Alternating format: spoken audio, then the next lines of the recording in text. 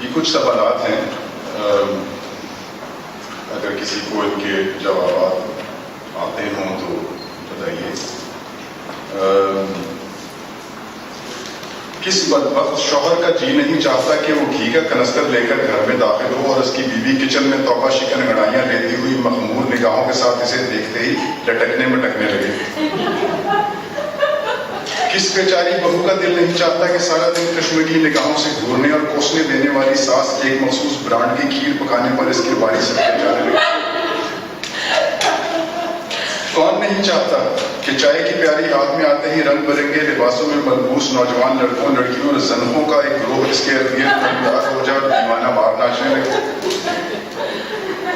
وہ کون سے لڑکے ہیں جو سارا دن محلے میں لفنگوں کی طرح کرکٹ کھیلتے ہیں جبکہ ان کی مائیں چیخ چیخ کر انہیں سودا لانے کا کہتی ہیں؟ جب وہ شام کو کولڈ ڈرنک کی بوتل ہاتھ میں اٹھائے گھر داخل ہوتے ہیں تو سارا خاندان ان کی بلائیں لیتے نہیں تھکتا؟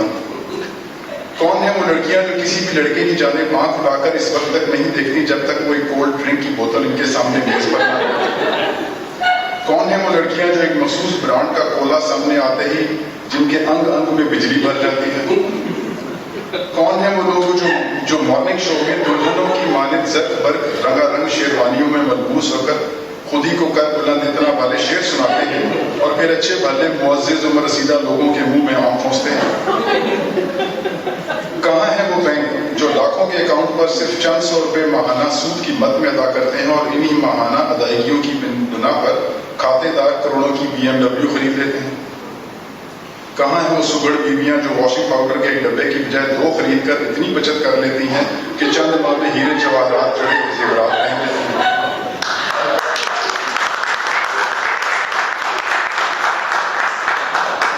کہاں ہیں حفظان صحت کے وہ ماہرین جو آپ کے گھر میں گھس آتے ہیں اور آپ کے باتھ روم میں فلش کے اندر ہاتھ مار مار کر بتاتے ہیں کہ ان کا ڈٹرجنٹ ہی سب سے بہتر ہے؟ کہاں بنتی ہیں وہ کاریں جن میں سوار شوہر جب دیر سے گھر پہنچتا ہے تو منتظر بیوی ہاتھ میں پکڑا بیلن یا چھری ایک جانب پھینکتی ہے اور دونوں ہنسی خوشی لانگ ڈرائیو پر نکل جاتے ہیں؟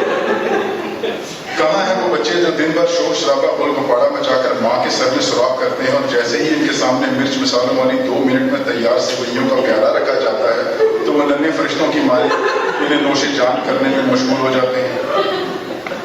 اور کہاں ہیں وہ مائیں جو اپنے بچوں کو سفید براق لباس پہنا کر باہر بھیجتی ہیں اور چند لمحوں بعد سر سے پاؤں تک کیچڑ میں نکل واپس لوٹتے ہیں؟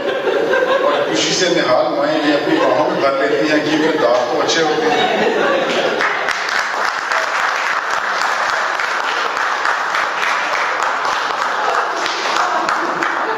کون ہے وہ مردانگی کے شاہکار شوہر اور پیارے پیارے بدتمیز بچے جو سالن کی رکاب میز پر الٹ دیتے ہیں اور اپنی بیوی یا ماں کا یہ جملہ نہیں بچے گا سنتے ہی جان بچانے گھر سے فرار نہیں ہو جاتے؟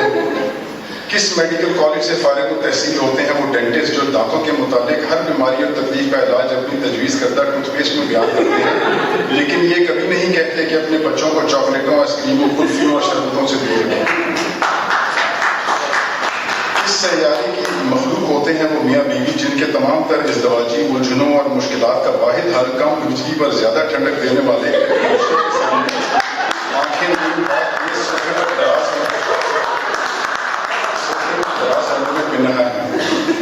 کون ہے وہ کھلاڑی جو خواتین کی کرکٹ ٹیم کو ہانڈی چولہا کرنے کا مشورہ دیتے ہیں لیکن خود سر اور کاندھے والا شیمپو لگا کر سلو موشن میں اپنی زلفیں لگاتے ہیں کہ بڑی بڑی حسینائیں شرما جائیں؟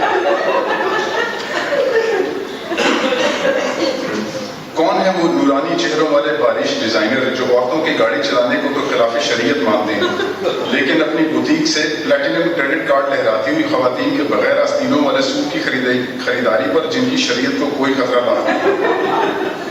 کہاں بنتے ہیں وہ گھی جن کے تڑکے کی خوشبو پھیلتے ہی سارے کا سارا محلہ اکٹھا ہو جاتا ہے اور بچوں بڑوں اور قبر میں پیر لٹکائے بزرگوں سمیت سب پھرتے جذبات سے محو رقصاں ہو جاتے ہیں؟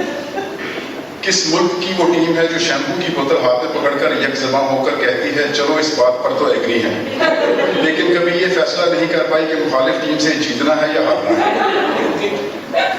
کون ہے وہ لوگ جو بھارتی اداکارہ کو ایک موبائل کمپنی کے اشتہار میں سراپا ملبوس اوندھے منہ لیٹے دیکھ کر تو چراپا ہو جاتے ہیں لیکن اپنی اولادوں کو ساری رات فری منٹوں اور فری ڈیٹا پیکج کے ساتھ اپنے اسمارٹ فون پر چپکا رہنے پر معترض نہیں ہوتے، کیونکہ آخر تم ہی تو ہو۔ کون ہیں وہ لڑکیاں جن کے پیدا ہونے، تعلیم حاصل کرنے اور معاشرے میں ایک فعال رکن کی حیثیت حاصل کرنے کا واحد مقصد ہے کہ رنگ برا کرنے والی کریم لگا کر اپنے حصے میں آنے والے متوقع شہزادے کا انتظار کریں؟ کون ہیں وہ 200-300 پاؤنڈ وزنی خواتین جو سر دھڑ کی بازی لگا کر جان جوخوں میں ڈال کر لون کی سیل سے 20-25 ہزار کا سوٹ تو خرید آتی ہیں، لیکن گاڑی میں بیٹھنے سے پہلے بھکاری کو کہتی ہیں ہٹے کٹے ہو کام کیوں نہیں کرتے؟ کون چلاتا ہے وہ ویب سائٹس جن پر لوگ گھر بیٹھے بیٹھے اپنے نانا کی ٹیچر بائسیکل بیچتے ہیں اور اس کے بدلے میں لوگ انہیں نئی نویلی کنواری موٹر کار لا دیتے ہیں؟ کہاں ہے وہ خاندان جن کے 1.5 درجن بھر ارکان میں چند ہفتے قبل پیدا ہونے والے بچے سے لے کر چند ہفتے بعد فوت ہونے والے دادا تک سب کے پاس اپنے اپنے موبائل اور اپنی ٹیبلٹ ہیں؟ کون ہیں یہ لوگ جو یہ سب کچھ کرتے ہیں اور کیوں کرتے ہیں؟ یہ وہ لوگ ہیں جو شیطانی بکس کے اندر رہتے ہیں جسے ہم ٹی وی یا ٹیلی ویژن کہتے ہیں، اور یہ سب لوگ ایک ایسے شہر میں گرفتار ہیں جسے اشتہار بازی یا ایڈورٹائزنگ کہتے ہیں۔ وکیلوں، پراپرٹی ڈیلروں اور کار ڈیلروں کی مانند اشتہاری کمپنیوں کی بھی یہ مجبوری ہے کہ سچ بولیں تو بھوکوں مریں۔ ان کا بھی ایک ہی منتر ہے، جھوٹ بولو اور منہ بھر کے اور جبڑا جما کر بولو کہ خود بولنے والے کو بھی یقین ہونے لگے کہ یہی سچ ہے۔ اور یوں بھی ہمارے معاشرے میں سچ کے لیے کوئی منطق لازم نہیں ہے۔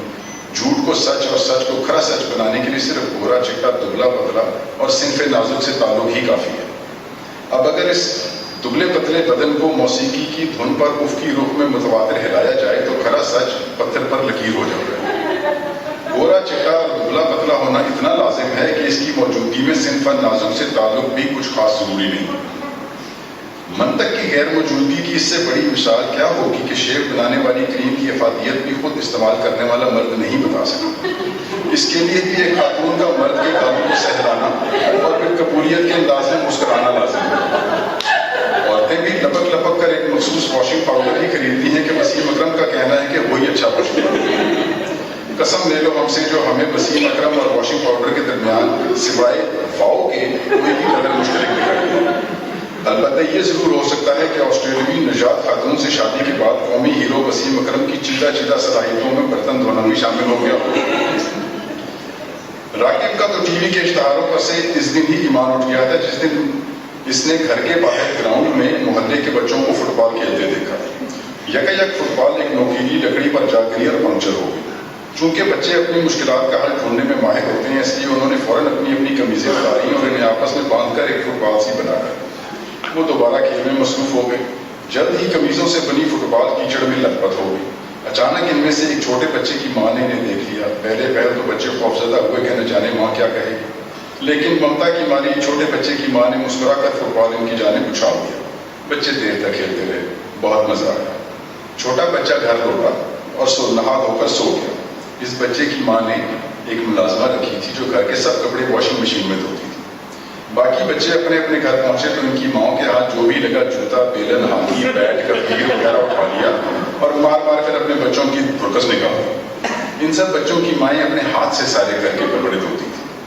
اب محلے کے سارے بچے احتیاط سے اپنی کمیزیں اور نکریں اتار کر ایک جانے کرتے ہیں اور